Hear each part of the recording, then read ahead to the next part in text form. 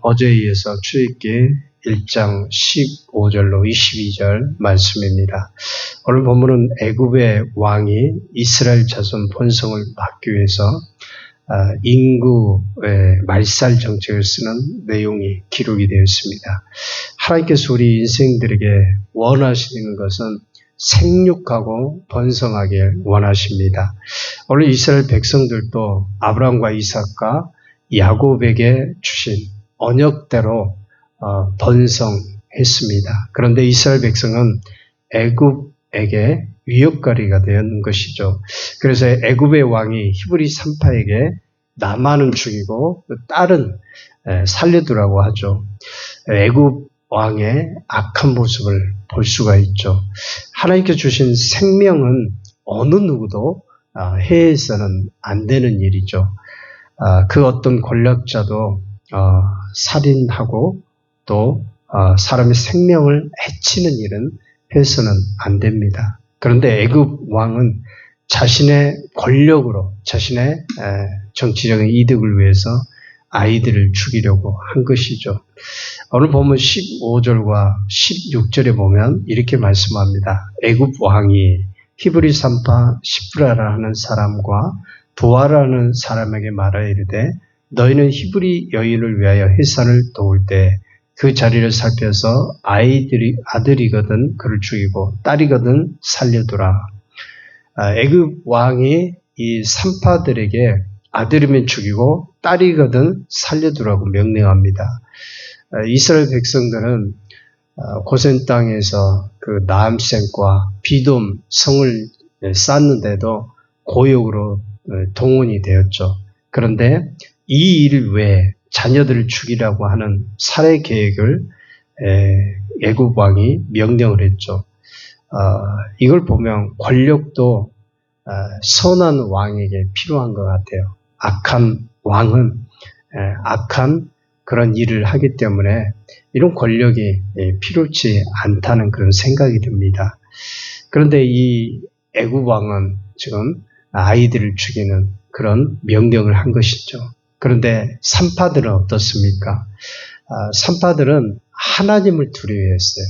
그러니까 하나님을 섬겼던 산파들이었던 것 같아요. 그래서 이 애굽 왕의 명령을 어기고 아이들을 살린 것을 보게 됩니다.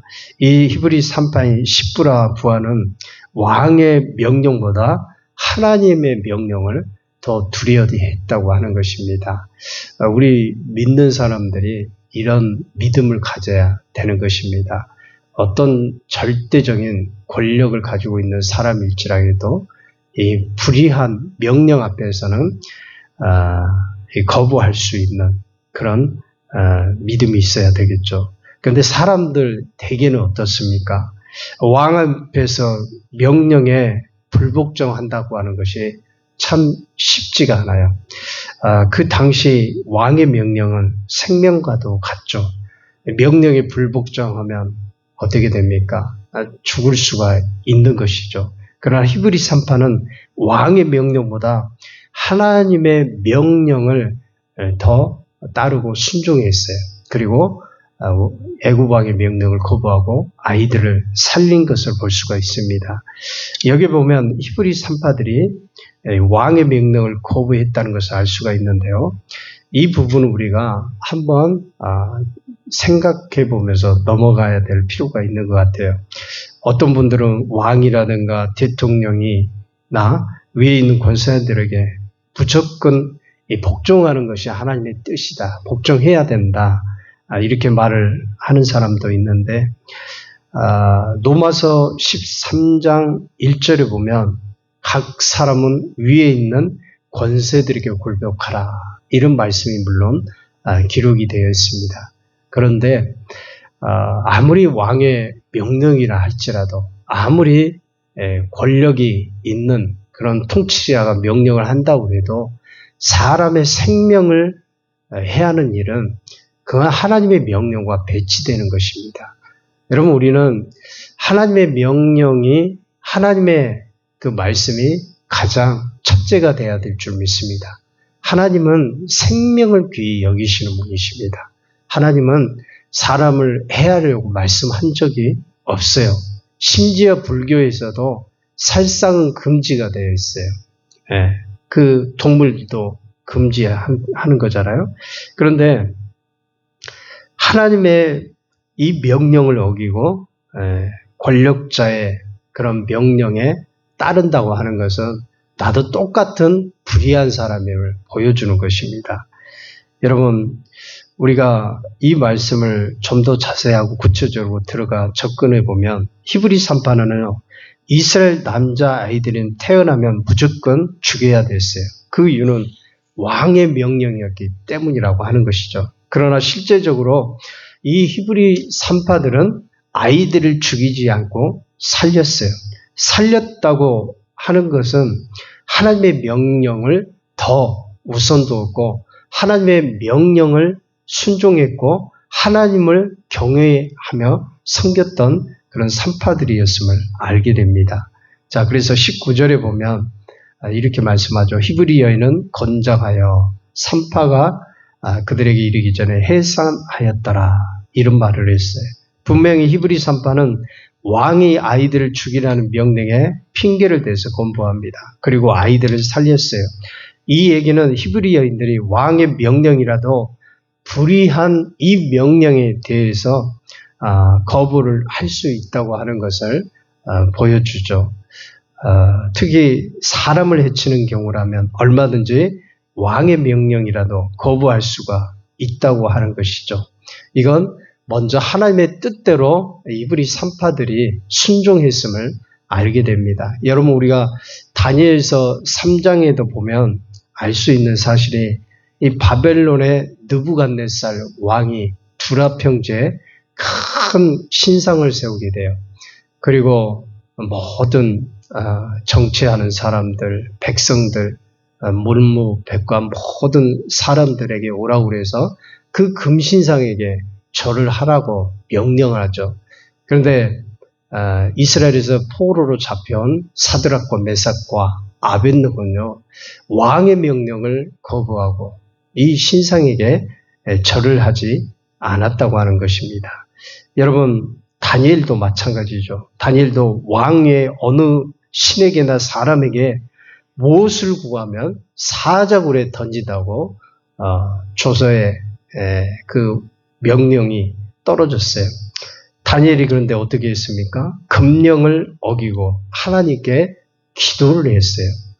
그래서 우리 믿는 성도들은 나라의 백성으로서 어떤 통치자라 해도 이 불의한 명령, 특히 생명을 해하는 이런 일들, 그리고 신앙과 관련해서는 당연히 거부가 할 수가 있어야 되겠죠.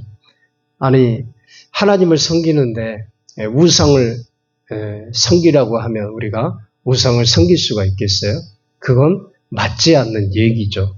그래서 아무리 통치자가 강력하게 또 우리를 박해한다고 그래서 우리는 하나님의 뜻에 순종해야지, 하나님의 말씀과 명령에 순종해야지 이 땅의 통치자들에게 불의한 명령에 결코 순종해서는 안 되는 거겠죠.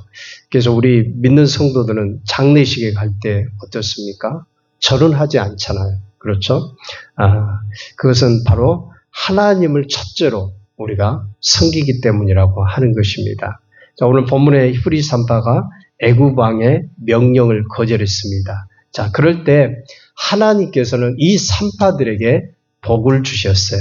자, 어떤 복을 주셨습니까? 흥왕케 되는 축복을 받았어요. 가정이 흥왕케 되는 이 복을 받았는데요. 오늘 보면 20절과 21절에 보면 하나님이 그 3파들에게 은혜를 베푸시니 그 백성은 번성하고 매우 강하여지니라. 그 3파들은 하나님을 경외하였으므로 하나님이 그들의 집안을 흥왕하게 하신지라. 사람 말이 아닌 하나님의 명령에 순종하고 하나님을 이 세상 왕보다 더 두려워 경외하는 사람은 이렇게 하나님께도 인정을 받아서 집이 흥왕하는 축복을 받게 되는 것입니다. 여기 집안을 흥왕케 했다고 하는 것은 그들이 갖고 있는 이 기업의 복을 받았다고 하는 것을 말씀하는 것이에요. 다른 말로 하면 사업의 복이 이미 있다고 하는 것을 알게 돼요. 오늘 우리도 마찬가지입니다. 하나님 말씀에 순종해서 살면 하나님이 우리 가정의 기업을 잘되게 하실 줄 믿습니다.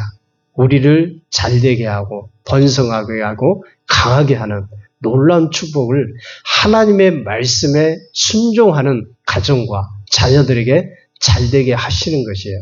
그래서 여러분 사드락과 아벳느고 그 메삭 그리고 다니엘을 보십시오.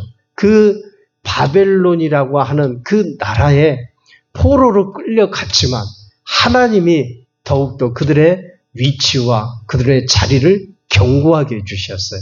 그래서 우리가 어떤 상황에서도 이 불의한 명령 앞에서 하나님께 순종하고 하나님의 뜻에 따라서 순종해서 살면 반드시 그 사람을 축복하신다고 하는 것을 알게 되는 거예요. 여러분 이 땅에서만 인정을 받는 것이 아니고 하늘나라에서도 하나님께 인정을 받고 축복을 받는다고 하는 것입니다.